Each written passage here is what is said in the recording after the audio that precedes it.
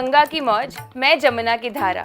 ये गीत मूवी बाइजू बावरा से है, जो कि 1952 में रिलीज हुई थी। शकील का कहना था कि मैं शकील दिल का हूँ तर्जुमन, मैं शकील दिल का हूँ तर्जुमन कि मोहब्बत का हूँ राजदान।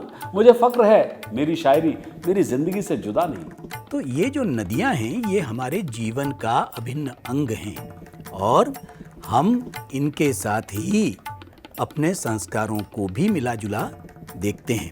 प्रणाम और स्वागत है विश्व शांति दर्शन के प्लेटफॉर्म पर। अध्यात्म और विज्ञान के वीडियो से परिपूर्ण इस चैनल के जनक हैं काशी विश्वनाथ कॉरिडोर को नॉलेज कॉरिडोर का स्वरूप देने वाले विश्वधर्मी प्रोफेसर डॉक्टर विश्वनाथ दा कराड़। आप देख रहे हैं गीतों के बोल बड़े अनमोल और हम ढूंढ रहे हैं हिंदी फिल्मी गीतों में छिपा हुआ अध्यात्म। जैसा कि लोगों का कहना है कि उत्तर प्रदेश का बदायूं जिला 3 चीज़ों के लिए मशहूर है, पीर, पेड़े और कवि। 13वीं सदी के सूफी संत निजामुद्दीन औलिया का जन्म भी यहीं हुआ था। यहाँ मौजूद छोटी ज़ियारत और बड़ी ज़ियारत के नाम से जानी वाली दरगाह दूर दूर तक हज़ारों लोगों को आकर्षित करती है। पीर और पेड़ों से अगर हटकर कवियों की बात की जाए तो इस जिले ने इस्मत चुगदाई, जिलानी बानो, दिलावर फिगार, आले अहमद सुरूर, अदा जाफरी, फ़ानी बदायूनी और बेखुद बदायूनी जैसे एक से एक नामी कवि और शायर इस देश को दिए हैं। यूं तो बदायूं से निकले कवियों की लिस्ट बहुत लंबी है, लेकिन इन सभी में एक कवि ऐसा भी रहा जिसने अपने साहित्य के साथ साथ हिंदी सिनेमा को बेहतरीन नगमों से सजाया। जी हाँ, मैं बात कर रहा हूँ शकील बदायूनी की, जिन्होंने अपने फिल्मी कैरियर में एक से एक हिट गीत दिए जिन्हें आज भी लोग बड़े चाव के साथ सुनते हैं। शकील बदायूनी का जन्म उत्तर प्रदेश बदायूं में हुआ था। उनके पिता मोहम्मद जमाल अहमद सोख्ता कादरी ये चाहते थे कि शकील का एक सफल कैरियर हो और इसलिए उन्होंने घर पर ही शकील के लिए अरबी, उर्दू, फारसी और हिंदी ट्यूशन की व्यवस्था भी की। कविता के प्रति शकील का झुकाव अन्य शायरों की तरह वंशानुगत नहीं था कि बिकॉज पिताजी करते थे कविताएं इसलिए शकील भी करें।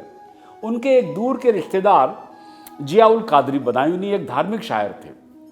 शकील उनसे प्रभावित थे और बदायूं के समकालीन परिवेश ने उन्हें कविता के लिए प्रेरित किया। 1936 में जब वे अलीगढ़ मुस्लिम यूनिवर्सिटी में शामिल हुए तो उन्होंने इंटर कॉलेज, इंटर यूनिवर्सिटी और मुशायरों में भाग लेना भी शुरू किया और अक्सर जीते भी थे। 1940 में उन्होंने सलमा से शादी की जो उनके दूर की रिश्तेदार थी और बचपन से वे उनके साथ ही घर में रह रही थी। बीए पास करने के बाद वो आपूर्ति अधिकारी यानी सप्लाई ऑफिसर के रूप में दिल्ली चले गए, लेकिन देश भर में मुशायरों में भाग लेते रहे।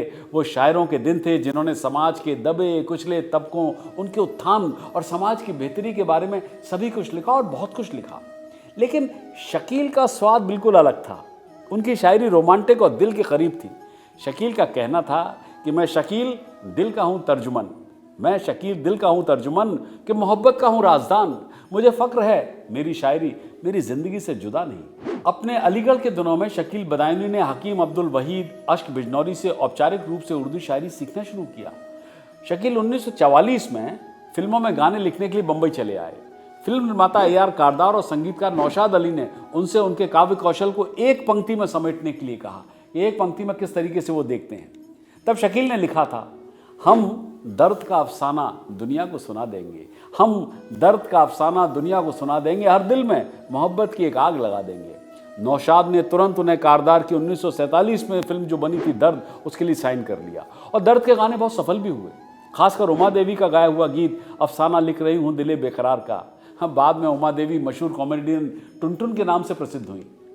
शकील उन भाग्यशाली गीतकारों में से थे जिन्हें अपनी पहली फिल्म में सफलता प्राप्त हुई और वर्षों तक जारी रही। शकील बदायूनी के आगे की कहानी को सुनाने से पहले आइए ढूंढते हैं अध्यात्म। उनके लिखे हुए गीत तू गंगा की मौज में जमुना का धारा फिल्म थी बैजू बावरा। गीत में अध्यात्म की खोज कर रहे हैं हर बार की तरह डॉक्टर सुनील देवधर और विश्व शांति दर्शन की एक नई खोज गौरी श्रीवास्तव। आप देख रहे हैं गीतों के बोल बड़े अनमोल।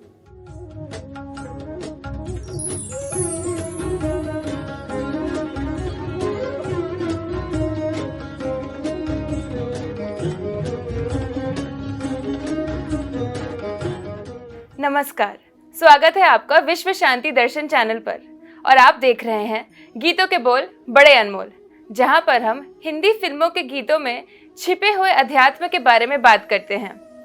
आज हम गीत ले रहे हैं तू गंगा की मौज, मैं जमुना की धारा। ये गीत मूवी बाइजू बावरा से है, जो कि 1952 में रिलीज हुई थी। इसके गीतकार हैं शकील बदायूनी। हमारे साथ आज मौजूद हैं डॉक्टर सुनील देवधर जी, जिनकी पुस्तक बड़े अनमोल गीतों के बोल पर यह प्रोग्राम आधारित है। नमस्ते सुनील जी। नमस्कार। मैं आपका स्वागत करना चाहूंगी। धन्यवाद गौरी जी। तो चलिए सुनते हैं आज का गाना।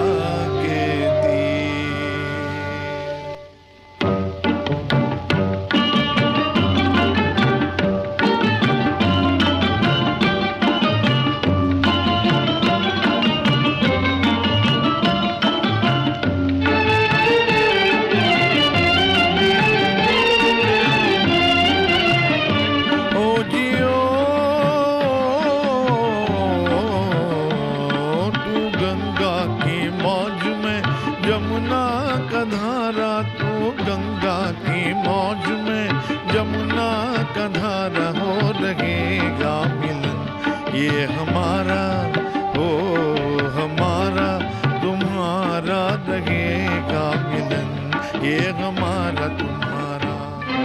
हमारी संस्कृति में नदियों पर, स्पेशली गंगा पर इतने गीत क्यों बने हैं? आई नो हम गंगा जी की पूजा करते हैं, बट इतने सालों से इतने गीतकार एक ही नदी से इतना क्यों प्रभावित हुए हैं? जी, बहुत सुंदर प्रश्न है गौरी जी। आप ये देखिए कि गंगा हमारे जीवन में शामिल है और जीवन से मृत्यु तक का जो हमारा सफर है, जो हमारी यात्रा है, उसमें हमारे साथ गंगा है। और गंगा के साथ में हम सिर्फ प्रवाहित ही नहीं होते, हम गंगा में समाहित भी होते हैं। क्योंकि कहते हैं ना कि मृत्यु के बाद प्रवाह के साथ में हम अस्थियां विसर्जित करते हैं, तमाम बातें हैं। और गंगा और यमुना ये दोनों मिलकर हमारी एक संस्कृति का भी नाम पड़ा, गंगा जमनी तहजीब, यानी कि एक मिली जुली संस्कृति, एक कंपोजिट कल्चर, एक सामाजिक संस्कृति। और गंगा को लेकर जैसा आपने कहा, तमाम कहावतें बनी। गंगा गए गंगादास, जमुना गए जमुनादास। इसका अर्थ ये हुआ कि आप जहां होते हो उस जैसे हो जाते हो। लेकिन इसमें एक नकारात्मक अर्थ भी है कि अवसरवादिता। तो जहां गंगा गए तो उस रूप में बात करने लगे, जमुना गए तो उस रूप में बात करने लगे। तो ये जो नदियां हैं ये हमारे जीवन का अभिन्न अंग हैं और हम इनके साथ ही अपने संस्कारों को भी मिला जुला देखते हैं। आपने एक बात छेड़ी है, नदियों की बात छेड़ी है, इसलिए हम ये और कह दें कि ये भारत में ही हो सकता है। नर्मदा को साड़ी पहनाई जाती है, तो वो प्रथा ये है कि जैसे वो पतंग उड़ाने की गिर्री होती है ना, तो पतंग जब हम उड़ाते हैं तो वो डोर ढील दी जाती है, तो ऐसी एक गिर्री पर साड़ी लिपटी जाती है और फिर दो धनुषों के माध्यम से बाणों पर उसके छोर बांधे जाते हैं और उसके बाद में धनुष से खींचकर उसको छोड़ दिया जाता है। तो वो नर्मदा के पाट पर वो साड़ी पूरी तरह से फैल जाती है। तो उसे कहते हैं नर्मदा को साड़ी अर्पण की जो प्रथा है, तो वो नर्मदा को साड़ी पहनाई जाती है। तो नदियों के साथ में हमारे संस्कारों की इतनी लंबी घटनाएं, इतनी लंबी कथाएं हैं कि नर्मदा अकेली नदी है जो पश्चिम वाहिनी है, जो खंबात की खाड़ी में गिरती है अरब सागर के हिस्से में। बाकी तो सब उत्तर वाहिनी है, गंगा हमारी उत्तर वाहिनी है। तो हमारे नदियों के साथ का जो जुड़ाव है वो इस तरह का है। और इसमें एक पंक्ति आती है, अकेली मत जइयो राधे जमुना के तीर। ये अकेली पंक्ति पूरे गीत का मजा देती है। ये ठुमरी भैरवी न जाने कब से गाई जा रही है और कितनों ने गाई है। माणिक वर्मा ने गाई है, इसको खान साहिब अब्दुल करीम खान ने गाया है, इसको अमीर खान ने गाया है और ये लंबे समय से चली आ रही है। और इतनी ही पंक्ति है, अकेली मत जइयो राधे जमुना के तीर। और उसके बाद ये आपका गीत शुरू होता है, तू गंगा की मौज में जमुना का धारा हो रहेगा मिलन, ये हमारा तुम्हारा। गंगा और यमुना आपस में भी तो मिल रही हैं। उसके बीच में विलुप्त सरस्वती भी है। तो ये हमारे जीवन का हिस्सा है। Thank you sir for sharing your knowledge. आगे का गाना सुनते हैं। अगर तू है सागर तो मझधार मैं हूँ, मझधार मैं हूँ।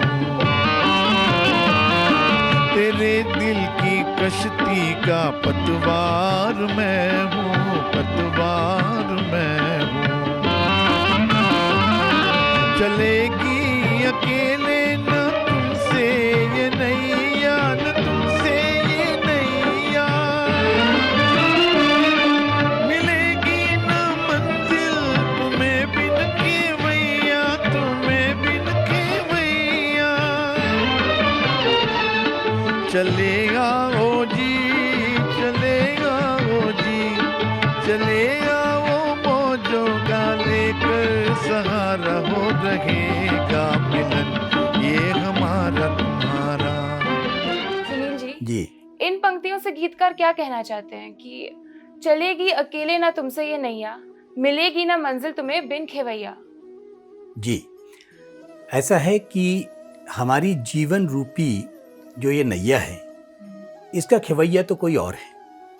क्योंकि हम ये कहते हैं कि जीवन हमारा है लेकिन पतवार किसी और के हाथ में है। अगर इसको हम प्रेम रूप में भी देख रहे हैं कि जीवन रूपी रथ के दो पहिए हैं और वो दोनों एक साथ चलते हैं।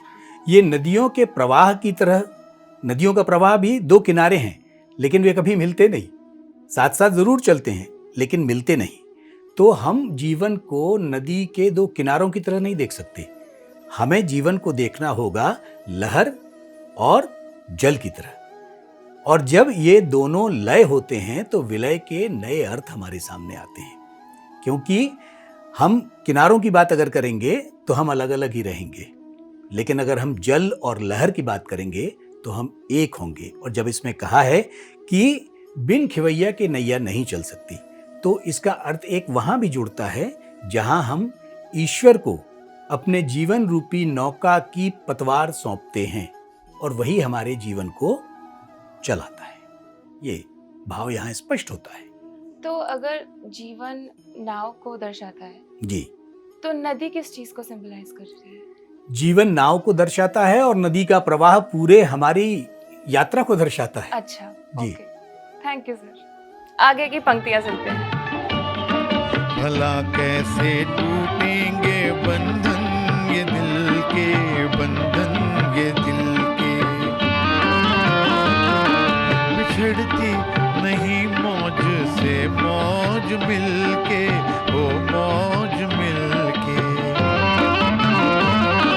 छुपोगे भंवर में तो छुपने न देंगे, तो छुपने न देंगे।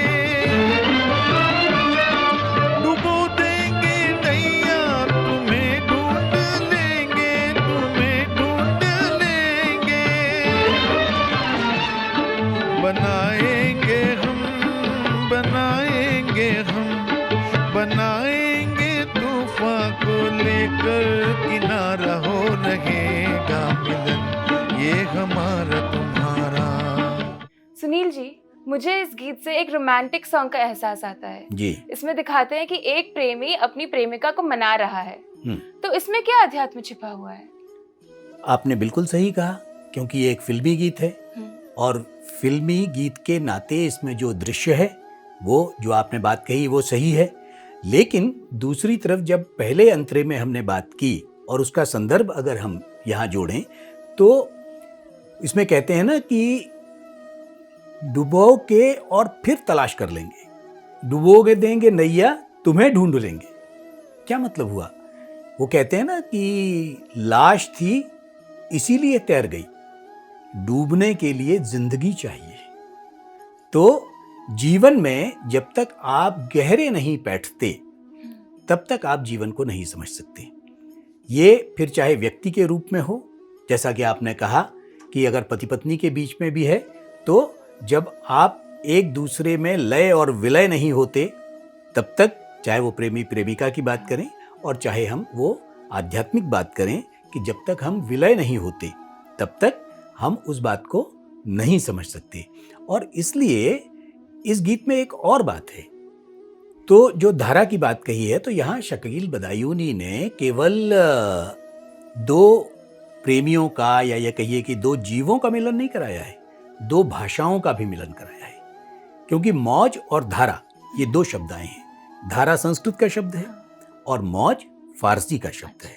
तो धारा ये उर्दू के रूप में जब हम प्रयोग करते हैं तो धारा पुल्लिंग है। तो यहाँ स्त्री और पुरुष का संबंध है, मौज और धारा। तो वो कहते हैं ना कि मैं समंदर के सीने में चट्टान था, मैं समंदर के सीने में चट्टान था, रात को मौज आई बहा ले गई। तो आप जब उस मौज के साथ में, उस धारा के साथ में, उस लहर के साथ में प्रवाहित होते हैं, तब आप अपने साथ जो जीवन का अहम पहलू है उसे साथ लेकर चलते हैं। ये गीत का स्पष्ट संकेत है। और धारा को अगर आप पलट दें, और एक आध्यात्मिकता छुपी हुई है, धारा को अगर आप पलट दें तो शब्द क्या बनेगा? राधा। तो धारा को पलट देने से होता है राधा, और ये राधा ही जीवन की शाश्वत नदी है। थैंक यू सर, बहुत सुंदर बातें करते हैं आप।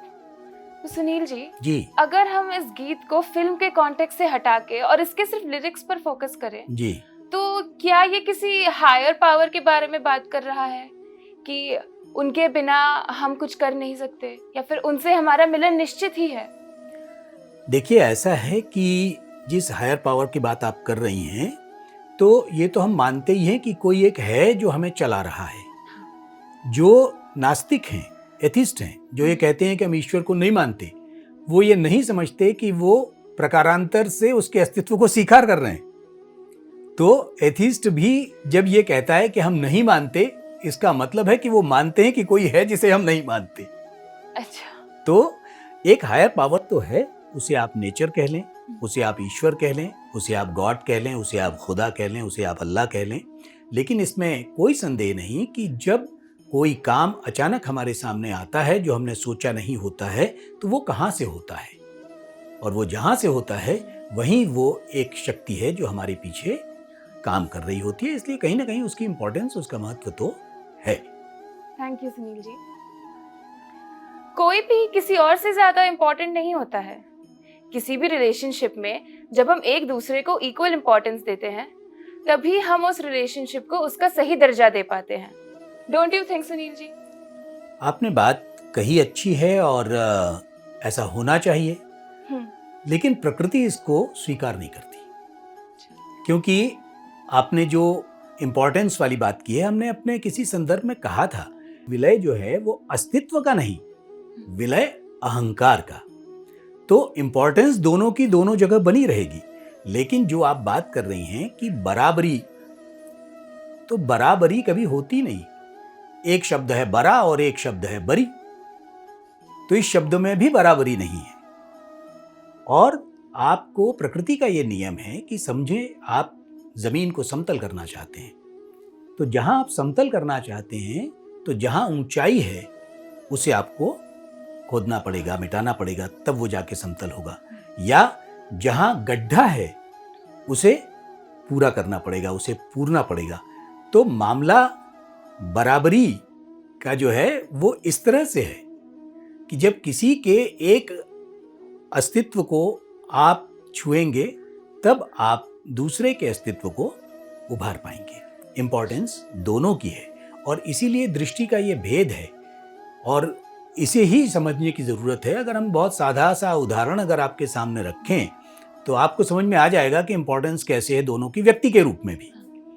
एक घर है जहां आपको प्रवेश करना है, एक बिल्कुल सकरा सा दरवाजा है, बिल्कुल जो एकदम जिसमें एक ही आदमी एंट्री कर सकता है। घर में आग लग जाती है, घर में लोग हैं, पहले किसे जाना चाहिए, पुरुष या स्त्री? जाहिर है पुरुष को जाना चाहिए पहले, इसलिए कि जिस ताकत से, जिस इससे वो वहां काम कर सकता है, शायद महिला नहीं कर सके। अगर वहां डिलीवरी होनी है उस घर में, स्त्री पुरुष दोनों बाहर खड़े हैं, पहले किसको जाना चाहिए? इसलिए प्रसंगानुरूप दोनों का महत्व है। इसलिए जो बराबरी वाली बात है, निस्संदेह दोनों बराबर हैं। आज महिलाएं बराबरी से हर काम कर रही हैं, हर जगह हैं। अभी अभी हमारे चंद्रयान में आप देख लीजिए कि सबसे अधिक भागीदारी महिलाओं की थी। और वो आधुनिकता की भी जो हम बात करते हैं, तो सबको देख लीजिए कि किस तरह से पूरी तरह से साड़ी में आधुनिकता का मतलब सिर्फ ये नहीं है कि आपके आधुनिकता हमारे विचार में हो, हमारे परिधान में आधुनिकता है तो वो उतना महत्वपूर्ण नहीं है। ये एक अलग विषय हो सकता है, लेकिन निस्संदेह आपका प्रश्न बड़ा अनुकूल था और हमें लगता है कि इस पर थोड़ा सा अलग ढंग से सोचने की भी जरूरत है। इसी विचार के साथ आज की चर्चा को खत्म करते हैं। फिर मिलेंगे अगले हफ्ते। देखते रहिए गीतों के बोल बड़े अनमोल।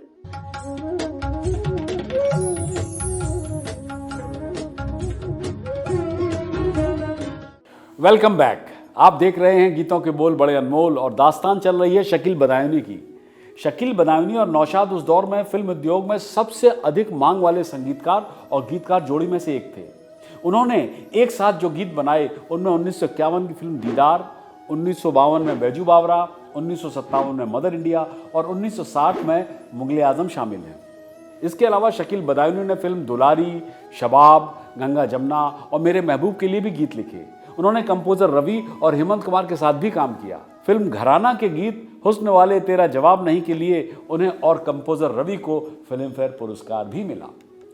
रवि के साथ उनकी अन्य उल्लेखनीय फिल्में हैं चौदहवीं का चांद और हेमंत कुमार के साथ साहब बीबी गुलाम उनकी हिट फिल्म थी। मोहम्मद रफ़ी द्वारा गाया गया गीत चौदहवीं का चांद का शीर्षक गीत चौदहवीं का चांद हो या आफ्ताब हो 1961 में सर्वश्रेष्ठ गीतकार के लिए शकील बदायूनी ने फिल्म फेयर पुरस्कार जीता। शकील ने लगभग 90 फिल्मों के लिए गाने लिखे थे। इसके अलावा उन्होंने बेगम अख्तर द्वारा गाई गई कई लोकप्रिय गज़लें लिखी और जिन्हें अभी भी पंकज उदास और अन्य गायक गाते हैं। भारत सरकार ने उन्हें गीतकार आजम की उपाधि से सम्मानित किया था। शकील की नौशाद, रवि और नौशाद के पूर्व सहायक गुलाम मोहम्मद के साथ अच्छी दोस्ती थी जो उन्होंने जीवन भर निभाई। शकील बदायूनी ने नौशाद के साथ 24 साल तक उनकी अधिकांश फिल्मों के लिए एक गीतकार के रूप में काम किया था। बैजू बावरा जो दोनों के कैरियर में एक मील का पत्थर थी, उसके गीत कवि प्रदीप लिखने वाले थे। जी हाँ, फिल्म के निर्देशक विजय भट्ट कवि प्रदीप को गीतकार के रूप में इस्तेमाल करने पर जोर दे रहे थे क्योंकि फिल्म में कई भक्ति गीत थे। लेकिन नौशाद ने विजय भट्ट से शकील बदायूनी के लिखे गीत सुनने का अनुरोध किया और फिर अंत में विजय भट्ट सहमत भी हो गए। कहते हैं कि हर अच्छी चीज़ का अंत निश्चित है। शकील बदायूनी को टीबी की बीमारी ने घेर लिया। उन्हें इलाज के लिए पंचगनी के एक अस्पताल में रखा गया था। नौशाद ने यह जानते हुए कि उनकी आर्थिक स्थिति ठीक नहीं है, 3 फिल्मों के गीत उन्हें लिखने को दिए जो उन्होंने पंचगनी के सैनिटोरियम में लिखे थे। नौशाद ने उन्हें उनकी सामान्य फीस से लगभग 10 गुना अधिक भुगतान किया था। 20 अप्रैल 1970 को मात्र 53 वर्ष की आयु में शकील बदायूनी बॉम्बे हॉस्पिटल में हमें छोड़ के चले गए। उनके पीछे उनकी पत्नी और 2 बेटे और 2 बेटियां थीं।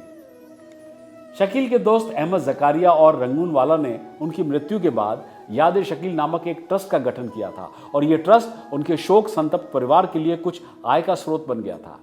शकील को बैडमिंटन खेलना, पिकनिक पर जाना, शिकार पर जाना और नौशाद और मोहम्मद रफ़ी के साथ पतंग उड़ाना बहुत पसंद था। कभी कभी जॉनी वॉकर भी उनके साथ पतंगबाजी की प्रतियोगिता में शामिल हो जाते थे। दिलीप कुमार, लेखक वजाहत मिर्जा, खुमार बाराबंकी और आज़मी वाजिदपुरी फिल्म उद्योग के अन्य करीबी दोस्तों में से थे। उनके 3 मई 2013 को इंडिया पोस्ट द्वारा उनके सम्मान में एक डाक टिकट भी जारी किया गया था। हम भी मुंह में जुबान रखते हैं, काश कोई पूछे मुद्दा क्या है। कभी किसी को मुकम्मल जहां नहीं मिलता। यह गीत मूवी आहिस्ता आहिस्ता का है जो 1981 में रिलीज हुई थी और इसके गीतकार हैं निदा फाजली। जब जो चाहे मिल जाए ऐसा कब है हो पाता, सोचा सब पूरा हो जाए ये भी तो न हो पाता। तो ये थी गीतकार आजम शकील बदायूनी के जीवन से जुड़ी कुछ घटनाएं। अगली बार ढूंढेंगे अध्यात्म फिल्म आहिस्ता आहिस्ता के गीत में। गीतकार हैं निदा फाजली और गीत के बोल हैं कभी किसी को मुकम्मल जहां नहीं मिलता, कहीं ज़मीन तो कहीं आसमां नहीं मिलता। अगर आपने अभी तक विश्व शांति दर्शन चैनल को सब्सक्राइब नहीं किया है तो ज़रूर करें, वरना आप महरूम रह जाएंगे नए नए वीडियोस से। जी हाँ, साझा कीजिए और जुड़े रहिए विश्व शांति दर्शन से।